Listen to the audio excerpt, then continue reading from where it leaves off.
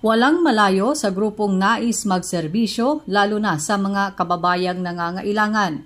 Ito ang ipinakita ng Alpha Phi Omega Alumni Council of North America o APO-ACNA sa pagsasagawa ng malaking medical mission sa barangay Nalibunan, Abuyog, Leyte nitong taon.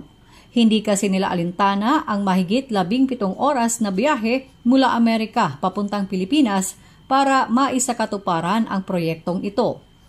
Now, with regards to our medical mission in Tacloban, we call it International Humanitarian Medical, Dental, and Optical Mission Service, which we are doing it every convention in the Philippines.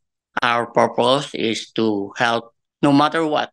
Humigit kumulang 1,500 katao naman ang dumating na beneficiaries para sa kanilang free medical service, dental service, optical service at circumcision o tuli.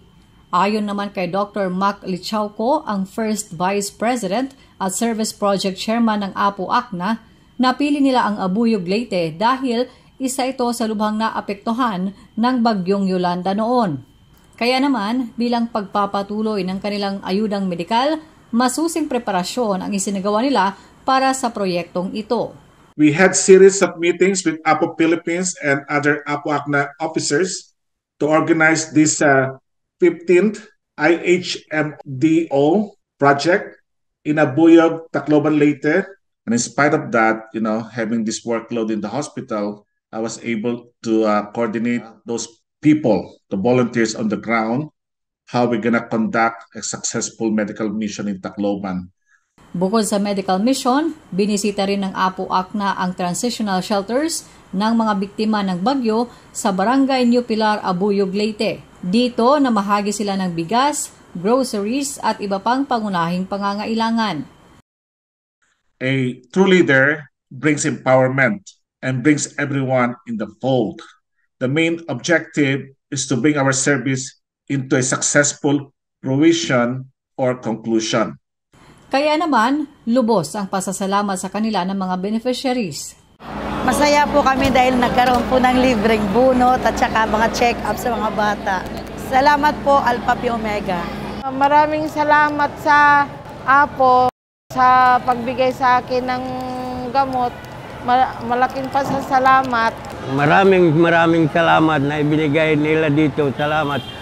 Marami pang nagpapasalamat na taga rito sa Abuyog na inatira ng samahan APO. Maraming salamat, APO-ACNA! Sinaluduhan din nila ang lokal na pamahalaan sa naging tulong nito para maging matagumpay ang proyekto.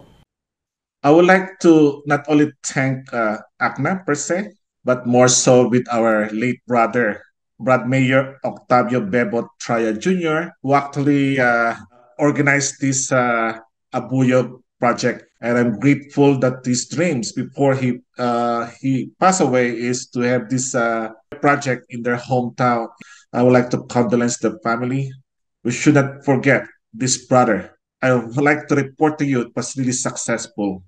May you rest in peace, and may we all remember your name throughout the years because of your service. Sa naging tagumpay ng proyektong ito, pinatunayan lamang ng APO-ACNA na gaano man kalayo ang isang lugar, nagiging malapit ito dahil sa ngiti ng kanilang natulungan, tanggal ang pagod na pinagdaanan, lalo na kung may pagkakaisa at naglilingkod ng sama-sama.